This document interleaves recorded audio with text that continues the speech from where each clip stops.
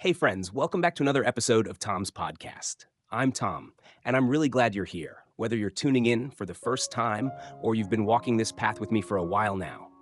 Thank you for showing up.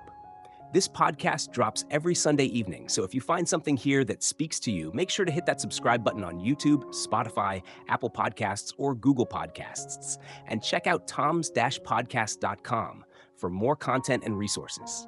Today, we're diving into a question that's been echoing through human history and probably through your own heart too. What truly makes us happy? Is it money? Is it success? Or is it something deeper, something quieter, something we can't quite buy or measure? In this episode, we'll unpack the pursuit of happiness, the role that money really plays in that journey, and how you can begin crafting a personal roadmap to a life that feels fulfilling on your own terms. I'll be sharing stories, insights, and a model I use myself to navigate life's chaos with a little more clarity. Because here's the thing. Too many of us are running hard toward goals that don't actually make us feel alive. We chase paychecks, titles, likes, and comfort. But at the end of the day, we still feel a kind of emptiness. I want to talk about that. Not just the big shiny answers, but the real questions underneath it all. So let me ask you this. Have you ever wondered what truly makes you happy? Is it something you can earn, buy, or build? Or is it something you rediscover, bit by bit, as you learn to listen to yourself? Today, we're diving into a big one. Can money buy happiness? Let's explore that together. In today's episode, we're going to explore one of the most talked about and misunderstood relationships in modern life, the connection between money and happiness. I'll also be walking you through something deeply personal, a life roadmap I've created over the years, shaped by moments of struggle, reflection, and small, powerful breakthroughs. This map isn't just theory. It's a framework that's helped me move from survival mode to a more intentional, joyful life. Whether you're watching on YouTube or just listening in, I've made this episode easy to follow, with practical insights and a visual map that lays out the journey. And don't worry, if you're on audio, I'll describe everything clearly so you don't miss a thing. But here's where we begin. What's the ultimate purpose of your life? That's not a question we're usually encouraged to answer. We're told to get a job, earn money, climb some invisible ladder. But if we pause for a moment, if we look beyond the paycheck, what are we really chasing? Before we even ask whether money can buy happiness, we need to step back and ask something bigger. What does happiness even mean to you? Let's start there. Let's begin with the big one, the question that quietly shapes every decision we make, whether we realize it or not. What is the purpose of life? It's a question that can feel too overwhelming to answer, so most of us don't. We keep ourselves busy. We follow the roadmap laid out for us by school, society, or family. Study hard, get a job, climb the ladder, settle down, retire. And then what? For most of my early adult life, I didn't think much about this question. I was focused on survival, paying the bills, building a career, doing what was expected of me. And honestly, that worked for a while. There's a kind of comfort in following the script, but somewhere in my early 30s, that script started to feel empty. I began to notice the quiet moments, late at night, early in the morning, when the noise of the world faded and I was left with just one question echoing in my mind. Why am I here? It wasn't a dramatic awakening, more like a slow unraveling. I started seeing how easy it is to live on autopilot, going through the motions without ever stopping to ask if the direction we're heading in is even our own. And I don't think I'm alone in that. So many people around us seem exhausted, not because they're doing too much, but because what they're doing doesn't feel meaningful. Here's what I've come to believe. The true purpose of life isn't wealth. It's not fame or power or even success in the traditional sense. Those things are tools, not destinations. They can help us on the journey, but they're not the reason we wake up in the morning. The real purpose, the one that lives underneath all the noise, is happiness. And not the fleeting kind that comes from buying something new or getting a promotion. I'm talking about deep, rooted happiness. The kind that feels like alignment between who you are and how you live. When was the last time you asked yourself, why am I here? Not in the philosophical, abstract sense, but in a personal, everyday way. Are you living with intention, or are you letting the world carry you along, like a leaf in the wind? Because here's the thing.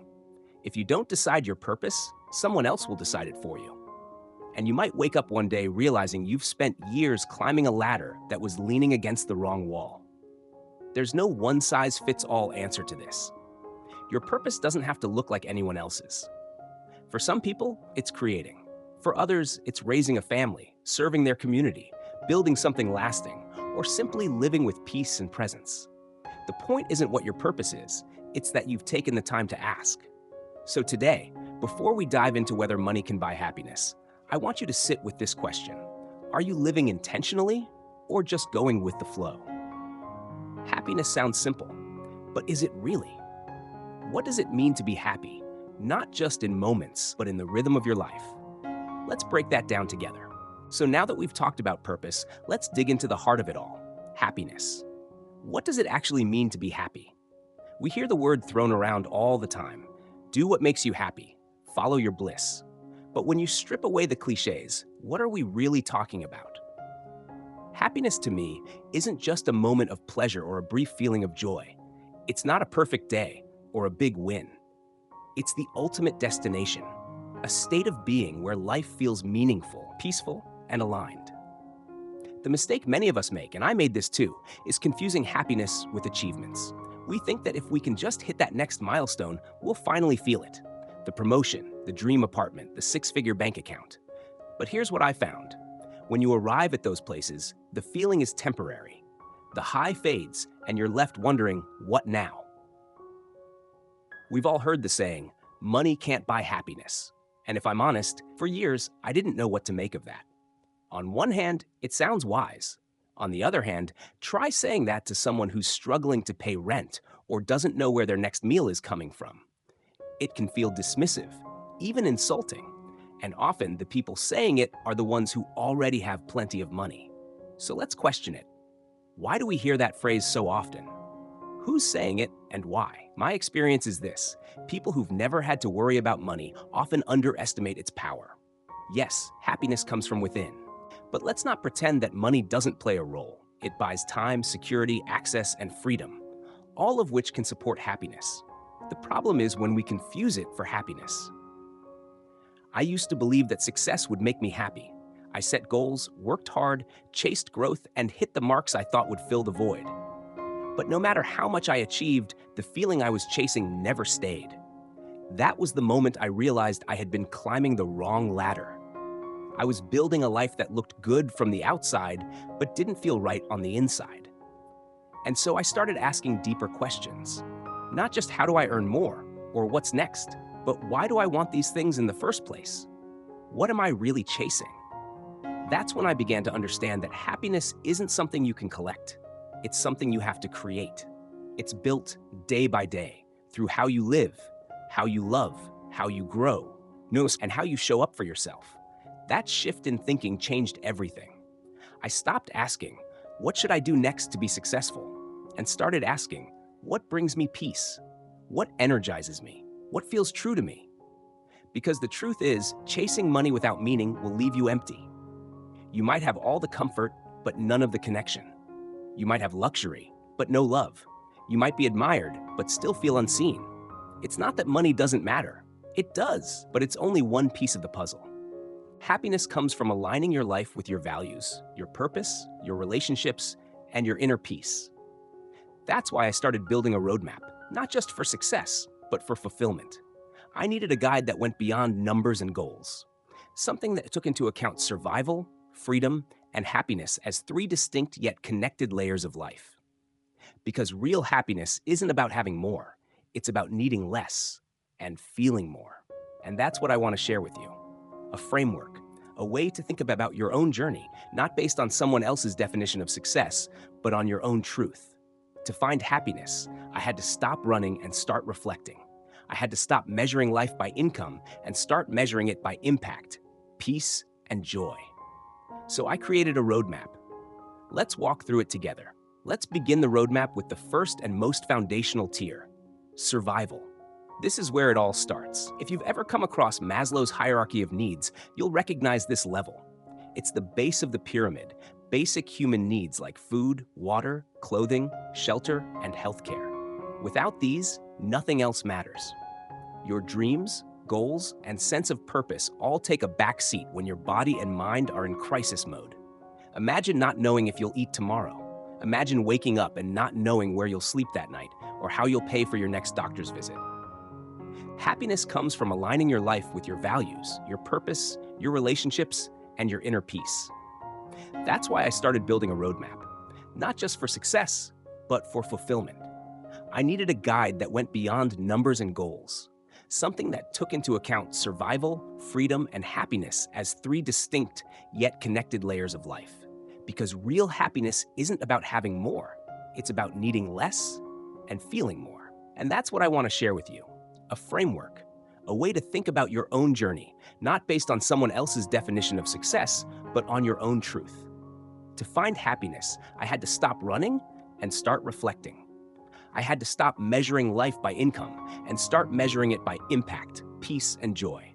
So I created a roadmap. Let's walk through it together. Let's begin the roadmap with the first and most foundational tier, survival. This is where it all starts. If you've ever come across Maslow's hierarchy of needs, you'll recognize this level. It's the base of the pyramid, basic human needs like food, water, clothing, shelter, and healthcare. Without these, nothing else matters. Your dreams, goals, and sense of purpose all take a back seat when your body and mind are in crisis mode. Imagine not knowing if you'll eat tomorrow. Imagine waking up and not knowing where you'll sleep that night or how you'll pay for your next doctor's visit. How can anyone think about growth, happiness, or self-actualization when the most essential pieces of life are unstable or missing? That's why Tier 1 is so crucial. It's not glamorous, it's not inspiring in the traditional sense, but it is real. And for many people, this is the daily battle. This is also where money plays its most undeniable role. Money solves Tier 1 problems, period. It buys groceries, it pays rent, it covers medicine, utilities, school supplies, transportation. It brings warmth, safety, and the ability to rest without fear. When people say, money doesn't matter, I always think they've probably never lived without it. For those living paycheck to paycheck, or worse, those without a paycheck at all, life becomes a constant negotiation with survival. There's no room to dream big when your mind is preoccupied with the next meal or avoiding eviction. I've been there in moments of my own life. Maybe you have too. Or maybe someone you love is living that story right now. And so, when we talk about happiness and fulfillment, we cannot skip this layer. Because financial stress is not just a practical issue, it's emotional, mental, and physical. Chronic stress from unmet basic needs erodes confidence, relationships, and health. It becomes a fog that blocks out possibility. That's why securing this tier isn't optional, it's essential. And here's the key. Money is a tool. In Tier 1, it's not about luxury or lifestyle, it's about stability. Just enough to make sure your fundamental needs are met. For some, that means earning a steady income. For others, it's building up savings or moving to a place where cost of living matches their income level. This is also where the concept of financial independence first enters the picture. Not in the retire early and live on a beach kind of way, but in the sense of having enough. Enough to know you'll be okay.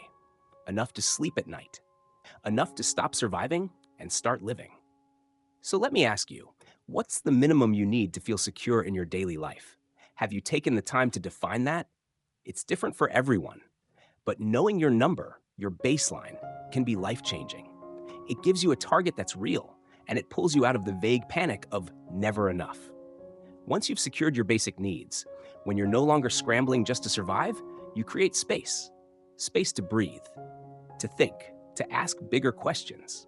And that space, that's the beginning of Tier 2. So now that we've laid the foundation, survival, what comes next? Let's move up the map. Now that we've covered the foundation of survival, let's move to the next level of the roadmap, freedom. Tier 2 is where things begin to shift, not just from surviving to living, but from being trapped by external circumstances to finally stepping into a life of choice. If Tier 1 is about meeting your needs, Tier 2 is about reclaiming your power. So what exactly is freedom? The word gets thrown around a lot.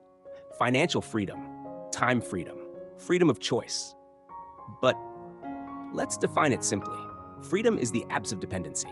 Dependency on debt, on unstable income, on unhealthy environments, on anything that holds you back from living on your own terms. Let's start with financial freedom. For many, it means getting out of debt, the kind that keeps you up at night and limits your options. It means building enough savings or income streams so you're not relying on one paycheck, one boss, or one fragile job market to survive. It's about having a buffer between you and chaos. You're not rich necessarily, but you're resilient. You can make a mistake, change paths, or take a risk, and still be okay. I remember when I first started chasing this version of freedom. I wasn't dreaming of yachts or mansions. I just wanted to wake up without anxiety about money. I wanted to know that if something unexpected happened, an illness, a job loss, a move, I wouldn't be thrown into crisis. That peace of mind became the new definition of wealth for me. But here's something I learned along the way. Financial freedom isn't just about more money, more income, more hustle. It's also about less stuff, less overhead, less pressure to keep up with people who aren't living your life. That's where minimalism comes in, not just as an aesthetic, but as a tool for liberation. Minimalism helped me let go of things I didn't need so I could focus on what actually mattered. Fewer possessions meant fewer distractions, fewer bills, fewer anchors. It gave me room to breathe and the clarity to ask, what do I actually want my life to look like? Not what society tells me I should want, but what feels aligned with who I am. And then there's the non-financial side of freedom, the kind that comes from addressing health, safety, and even geography. One of my personal goals was to feel safe and mobile, to not be stuck in one place because of visa issues or political instability. That's why I pursued Australian citizenship. For me, it wasn't just a passport. It was a symbol of freedom. The freedom to move, to build a future in more than one place, to feel like I had options no matter what the world threw at me. Freedom also means being free from fear.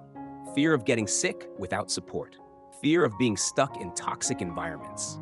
Fear of not having time to care for the people I love. And while money helps with those fears, it's not enough on its own. That's where mindset comes in.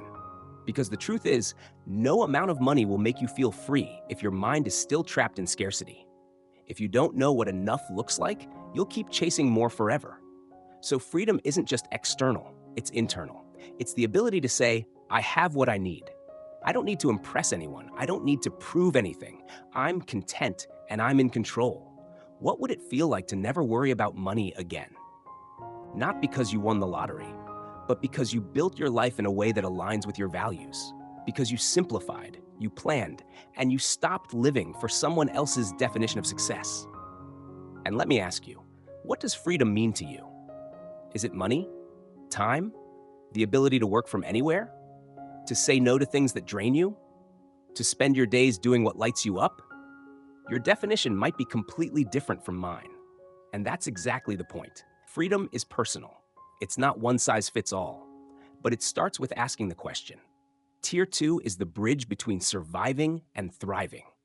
It's where you start designing your life instead of reacting to it. It's where you stop feeling stuck and start feeling capable.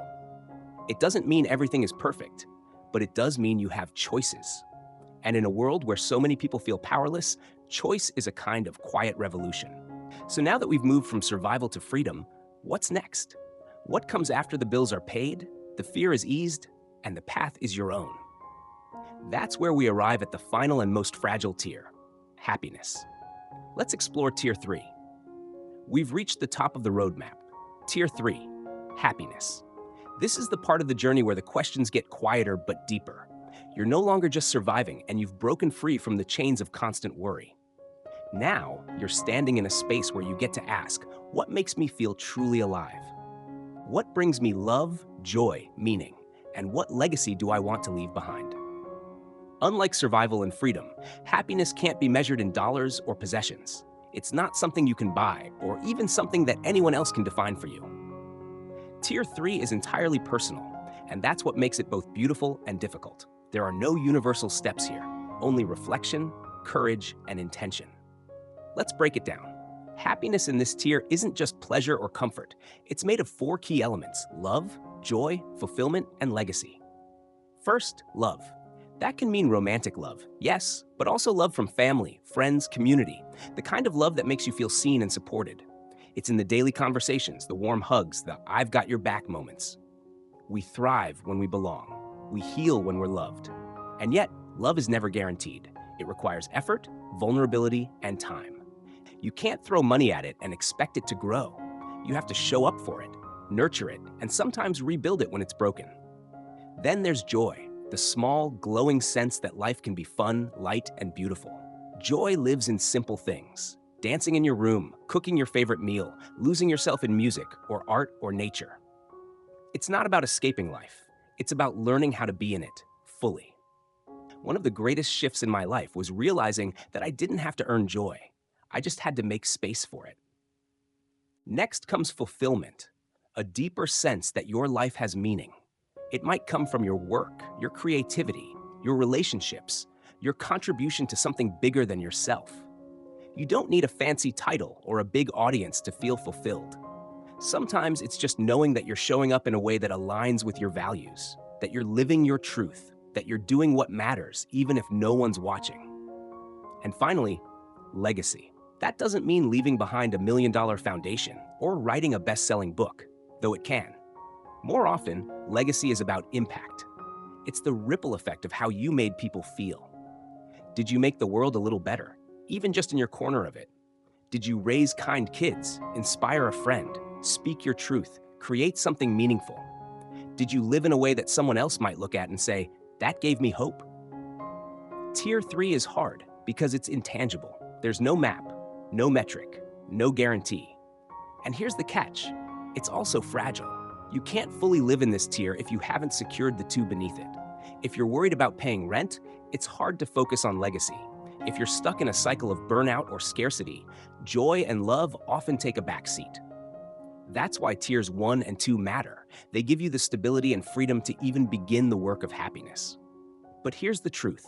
Even when life is hard, glimpses of tier 3 are still possible. A warm smile, a moment of peace, a deep conversation.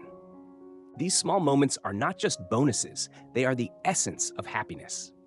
The goal isn't to live in tier 3 every second of every day. The goal is to build a life where these moments aren't rare. So let me ask you, what makes you wake up excited every day? What lights you up? What would your life look like if you built it around those things?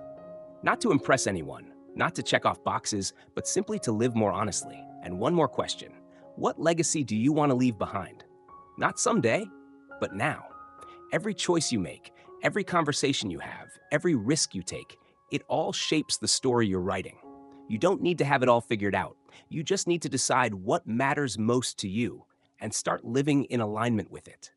Now that we've explored the roadmap, survival, freedom, happiness, it's time for me to share how I've applied it in my own life.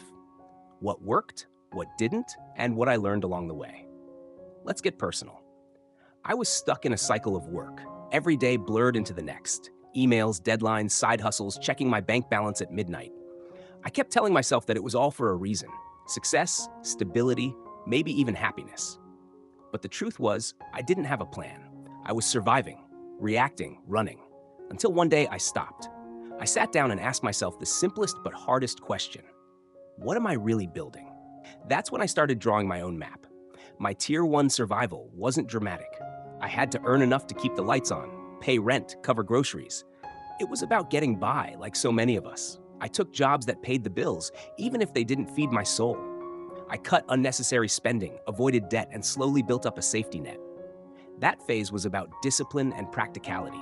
Nothing sexy, nothing unique, just doing what had to be done so I could stand on solid ground. Then came tier 2, freedom. This was a turning point. I realized that more money wouldn't automatically bring more peace. So instead of chasing endless income, I chased enough. I embraced minimalism, not as a trend, but as a way of life. I downsized. I stopped buying things to fill emotional gaps. I decluttered my space and my priorities. And in doing that, I started to reclaim my time, my energy, and my choices. I also made one of the biggest decisions of my adult life. I pursued Australian citizenship, not because I wanted to move immediately, but because I wanted options. The freedom to live and work in more than one country. The ability to walk away from instability if needed. That decision was driven entirely by the roadmap, by my desire to build a life that wasn't tied to a single location, government, or economy. It was about safety, about sovereignty. And finally, I reached for tier 3, happiness. I started asking different questions. What brings me joy? Who do I love? What impact do I want to make? I invested more in relationships. I prioritized laughter, music, slow mornings, and meaningful conversations. I stopped trying to impress strangers online and started trying to be present with the people I care about.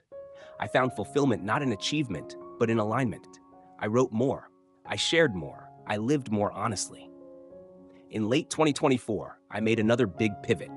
I walked away from a career path that no longer served me. It was stable, sure, but it didn't align with the person I was becoming. That decision scared me, but it also felt inevitable. Because once you've seen the map, once you've felt what real peace and purpose can be, you can't go back to pretending. That choice was risky, but it was mine, and that made all the difference. I share this not because my journey is special, but because it's possible. For you too. You don't need to follow my exact steps. You just need to start asking your own questions. What does freedom mean to you? What does happiness look like for you? And what's one step, just one, you can take today to move closer to it? Your roadmap won't look like mine. It shouldn't, but you do need one. Otherwise, life will draw it for you, and not always in ways you'd choose. This isn't about perfection. It's about direction. It's about choosing a life on purpose instead of living by default. Whether you're deep in survival mode, just starting to build freedom, or reaching for that deeper happiness, I want you to know you're not alone. You can start right where you are with what you have. This map isn't just for me, it's for you too. Let's wrap up. Let's bring it all together. What did we learn today? We explored one of life's most timeless questions. Can money buy happiness? And the answer isn't a simple yes or no. Money alone doesn't create happiness, but without it, the foundation for happiness can be incredibly fragile. That's where the three-tier roadmap comes in: survival, freedom, and happiness. Each tier builds on the one before it, guiding us toward a life lived with purpose, not just productivity. In Tier 1, we saw how essential it is to meet our basic needs, to feel safe, fed, and stable. Without that foundation, dreaming becomes a luxury. In Tier 2, we talked about freedom, the ability to choose, to live on your terms, and to step away from fear and dependency. And in Tier 3, we reached for something deeper: joy, love, fulfillment, and legacy, the pieces of life that truly matter. But here's the most important point. Happiness isn't a destination. It's not something you stumble into by accident. It takes effort. It takes clarity. And it takes a mindset that's willing to define what enough means for you. Money helps, yes, but mindset is what makes it meaningful. So I hope today's episode sparked some reflection. Maybe it inspired you to start crafting your own roadmap, one that fits your definition of a good life. Because when you live with intention, everything changes. This episode is just the start. There's so much more ahead, and I'll be right here with you for the journey. Your roadmap starts now. What's the first step you're willing to take toward your own purpose, freedom, and happiness? Take a moment after this episode to reflect on that. Think about what matters most to you and how you can begin shaping a life that truly aligns with your values.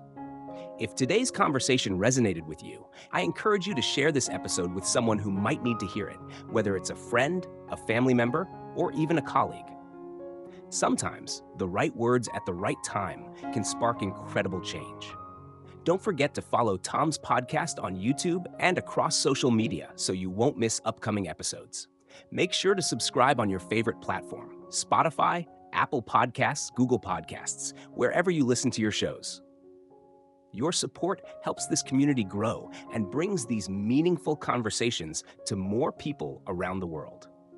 Looking ahead, next week we'll dive into how to overcome fear of change, the very thing that holds so many of us back from living our best lives. It's a topic that ties directly into what we've discussed today, and I can't wait to explore it with you. Thank you so much for joining me today. Your time and attention mean a lot. Until next episode, keep reflecting, keep growing, and remember, you have the power to design the life you want. See you soon.